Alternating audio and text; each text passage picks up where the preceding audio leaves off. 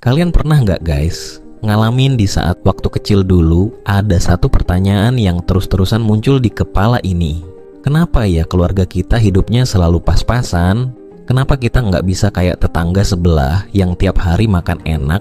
Rasanya masih kebayang banget. Tiap kali lewat depan restoran mahal, saya cuma bisa ngeliat dari luar, nggak pernah berani masuk. Cuma mimpi aja rasanya. Sampai suatu hari, ibu saya ngelakuin sesuatu yang bikin saya diam-diam nangis. Beliau ngurangin jatah makannya sendiri, biar saya sama adik bisa ngerasain makan di restoran, walau cuma sekali-sekali. Malam itu, saya cuma bisa ngelamun sambil janji dalam hati. Nanti, suatu hari, saya harus bikin ibu nggak pernah khawatir lagi soal duit, apapun caranya. Tahun-tahun berlalu, saya kerja keras banget.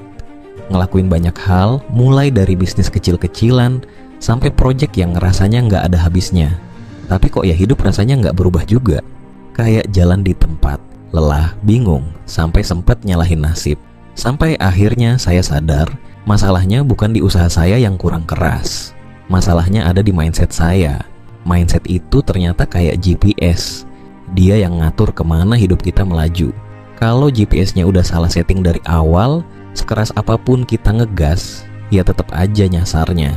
Jadi, yang harus diperbaiki dulu itu arahnya, biar apa yang kita usahakan benar-benar membawa kita ke tempat yang kita impikan. Nah, di video kali ini saya nggak cuma mau share soal cara berpikirnya orang-orang sukses, tapi juga gimana caranya mengubah mindset yang udah kebentuk sejak kecil. Karena gini guys, kalau kalian bisa kuasai minimal 3 dari 10 mindset yang bakal saya bahas, saya yakin dalam waktu 6 bulan ke depan, hidup kalian bisa berubah total. Dan siapa tahu, kalian bisa jadi orang pertama di keluarga yang berhasil mewujudkan mimpi yang selama ini cuma kalian pendam di dalam hati. Jadi, simak sampai habis dan jangan lewatkan informasi berharga ini. Siap untuk mengubah cara pandang dan meraih kesuksesan yang luar biasa? Mari kita mulai. Mindset pertama yang paling penting, berhenti nunggu modal gede. Dulu saya juga tipikal orang yang suka bilang, nanti aja deh kalau udah punya modal besar. Setiap kali ada peluang atau ide bisnis, selalu aja alasan muncul. Nunggu tabungan cukup lah, nunggu ada investor, bahkan nunggu warisan. Tapi terus saya ketemu Pak Min, tukang sate langganan yang ternyata punya 3 cabang di Jakarta. Tahu nggak modal awal dia?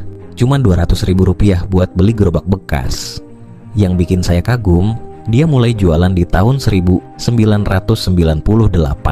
pas krisis moneter lagi parah-parahnya. Waktu semua orang bilang ekonomi lagi hancur, dia malah memutuskan buat mulai bisnis. Dan ternyata penelitian juga mendukung hal ini guys. Sebanyak 73% pengusaha sukses yang diteliti memulai bisnis mereka dengan modal di bawah 10 juta rupiah. Bahkan 27% dari mereka mulai dengan modal di bawah 1 juta. Jadi, apa yang sebenarnya bikin kita nggak mulai-mulai? Ya, otak kita sendiri. Kita sering banget bikin alasan. Belum waktunya, modal masih kurang, atau nanti aja deh kalau udah siap. Padahal, kesempatan itu nggak pernah nunggu kita siap guys. Dia bisa datang kapan aja, biasanya malah pas kita ngerasa paling nggak siap. Saya jadi ingat banget sama quotes dari Bob Sadino. Kalau mau mulai bisnis, modal utama itu bukan duit, tapi kenekatan. Dan itu bener banget. Karena kalau kita terus nunggu punya modal besar, nunggu pengalaman lebih banyak, atau nunggu timing yang tepat, tahu-tahu 10 tahun udah lewat dan kita masih di tempat yang sama. Mindset kedua yang nggak kalah penting, berhenti nyalahin keberuntungan orang lain. Kalian pernah nggak sih lihat orang lain sukses terus mikir, dia mah beruntung, orang tuanya kaya, atau ya iyalah, dia kan kenal orang dalam. Saya juga dulu sering banget mikir kayak gitu. Tapi lama-lama saya sadar, ini tuh pola pikir yang bikin kita stuck di tempat. Penelitian bahkan nunjukin, orang-orang yang kita anggap beruntung sebenarnya punya satu kesamaan yang sangat penting. Orang-orang sukses itu biasanya lebih jeli dalam melihat peluang dan berani mengambil risiko. Contoh sederhananya, waktu pandemi banyak bisnis offline yang sepi kan? Nah, ada orang yang hanya mengeluh, bisnis lagi lesu banget. Tapi di saat yang sama, ada juga yang justru berpikir, ini peluang buat pindah ke bisnis online. Sama-sama kena pandemi, tapi cara mereka menyikapi situasinya beda. Satu ngelihatnya sebagai masalah, yang lain ngelihatnya sebagai peluang buat adaptasi. Artinya apa? Keberuntungan itu sebenarnya bisa kita ciptakan sendiri. Caranya? Dengan memperbanyak jaringan, terus belajar skill baru, dan selalu siap saat peluang datang. Nah, tahu nggak sih apa yang bikin orang sukses beda dari yang biasa-biasa aja? Cara mereka menghadapi kegagalan. Dulu saya juga takut banget sama kegagalan. Tiap mau coba hal baru, selalu kepikiran, gimana kalau nggak berhasil? Gimana kalau rugi? Gimana kalau diketawain orang? Tapi ada satu momen yang akhirnya mengubah cara pandang saya. Waktu itu, saya lagi ngobrol sama mentor saya. Dia bilang, lu tahu nggak kenapa perusahaan besar kayak Google atau Facebook bisa berkembang cepat? Karena mereka nggak takut gagal. Mereka anggap setiap kegagalan sebagai data. Jadi kalau ada yang nggak berhasil, mereka nggak panik atau menyerah. Mereka cuma bilang, oh ternyata cara ini nggak work. Yuk, coba cara lain. Dari situ saya belajar kalau gagal itu bukan akhir, tapi bagian dari proses belajar. Sekarang kita masuk ke mindset keempat. Ini soal cara kita memandang hidup. Banyak dari kita ngelihat hidup kayak beban berat yang harus dipikul. Bangun pagi udah stres duluan, mikirin kerjaan, deadline, tagihan, macet, ya kan? Pusing banget rasanya. Tapi coba ubah perspektif. Bayangin hidup ini kayak game yang seru banget. Setiap tantangan itu kayak level baru yang harus ditaklukkan. Gagal? Ya udah, ulang lagi dari checkpoint terakhir. Lagi kesulitan finansial? Anggap itu quest yang harus diselesaikan buat dapat reward lebih besar. Penelitian dari Stanford University menunjukkan kalau orang yang memandang stres sebagai tantangan positif, bukan ancaman, punya peluang keberhasilan 140% lebih tinggi dalam mencapai tujuan mereka. Keren kan? Sekarang kita bahas mindset kelima, yang nggak kalah penting, hubungan kita dengan uang. Banyak orang menganggap uang adalah segalanya. Sampai-sampai mereka rela mengorbankan kesehatan, keluarga, bahkan prinsip hidup demi uang. Kebayang nggak stresnya? Padahal uang itu cuma alat guys. Dia itu kayak palu, bisa dipakai buat bangun rumah, tapi juga bisa buat ngerusak rumah. Dampaknya tergantung orang yang menggunakannya, bukan palunya. Warren Buffett pernah bilang, jika Anda tidak menemukan cara untuk membuat uang sementara Anda tidur, Anda akan bekerja sampai Anda mati. Artinya, yang penting itu bukan uangnya, tapi sistem yang kita bangun.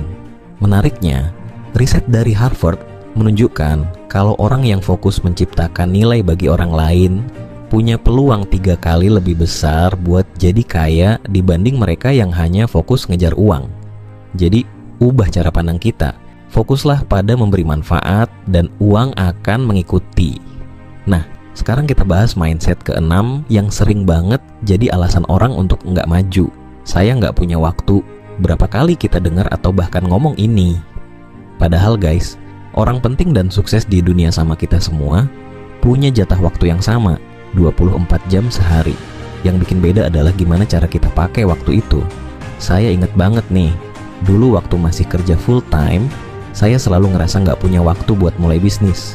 Tapi pas saya audit waktu saya sehari-hari, tahu nggak berapa jam yang habis cuma buat scroll sosial media? 4 jam. Bayangin aja itu, waktu dipakai buat belajar skill baru atau mulai side hustle. Ada fakta menarik dari penelitian time management.